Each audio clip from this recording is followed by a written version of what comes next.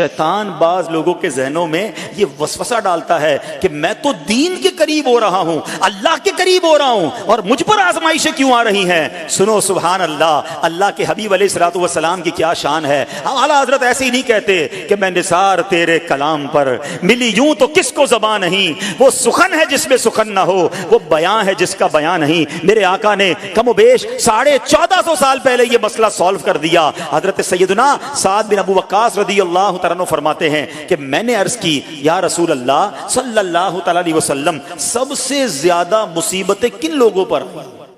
گلی مکا دی نا، پنجابی بچ کہتے ہیں نا، گالی بات ہی ختم کر دی۔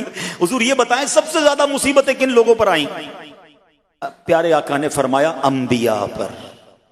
اللہ اکبر، اللہ کے سب سے قریب تو انبیاء ہیں نا، انبیاء پر، پھر ان لوگوں کے بعد جو لوگ بہتر ہیں، پھر ان کے بعد جو بہتر ہیں۔ سنو اب اگلا جملہ، بندے کو اپنی دینداری کے اعتبار سے مصیبت میں مبتلا کیا جاتا ہے۔ اگر وہ دین میں سخت ہوتا ہے اس کی آزمائش بھی سخت ہوتی ہے، اگر وہ دین میں کمزور ہوتا ہے تو اللہ عز و جل اس کی دینداری کے مطابق اسے آزماتا ہے۔ بندہ مصیبت میں مبتلا ہوتا رہتا ہے یہاں تک کہ اس کے دنیا میں ہی اس کے سارے گناہ بخش دیے جاتے ہیں۔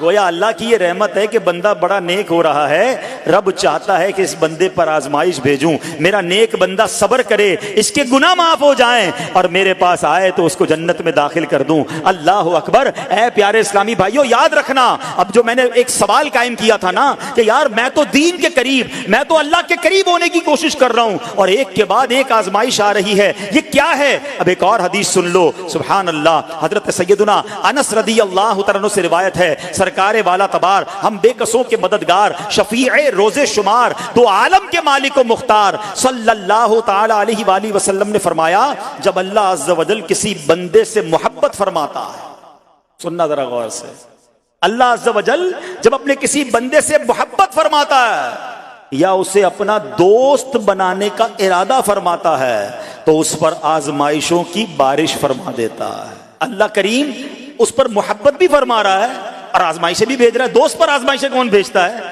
دوست کو تو راحتیں ڈالی جاتی ہیں۔ ہائے ہائے، اب یہی تو امتحان ہے، یہی تو چیک ہے۔ سنو، نبی پاک فرماتے ہیں جب اللہ اس پر آزمائش بھیجتا ہے نا، وہ بندہ اپنے رب کو پکارتا ہے، اے میرے رب عز و جل، تو اللہ فرماتا ہے میرے بندے تو جو کچھ مجھ سے مانگے گا میں تجھے عطا فرماؤں گا، تو جلد ہی تجھے دے دوں گا اور اسے تیری آخرت کے لیے ذخیرہ کر دوں گا۔ سبحان اللہ، یعنی اللہ والوں کو آزمایا جاتا ہے، ان کے درجات بلند کیے جاتے ہیں، ان کے گناہ معاف کیے جاتے ہیں۔ تو اے میرے پیارے اسلامی بھائیوں، کبھی بھی یہ ذہن میں خیال مت لانا کہ یار میں دین میں قریب آ رہا ہوں، میری آزمائشیں بڑھ رہی ہیں، سمجھ لو امتحان شروع ہو گیا ہے، ٹیسٹ شروع ہو گیا ہے، اب اس ٹیسٹ میں مجھے کامیاب ہونا ہے اور اللہ کے مزید قریب جانا ہے۔ زندگی میں جو گناہ ہو گئے ہیں یہ میرے گناہوں کا انشاءاللہ کفارہ بن جائے گا، میرے درجات کی بلندی کا سبب بن جائے گا۔ اللہ سے عرض کرنا، اے مولا میں تیری رضا پر راضی، میں تیرے فیصلوں پر راضی، اب تک جو دیا تھا تو نے دیا تھا،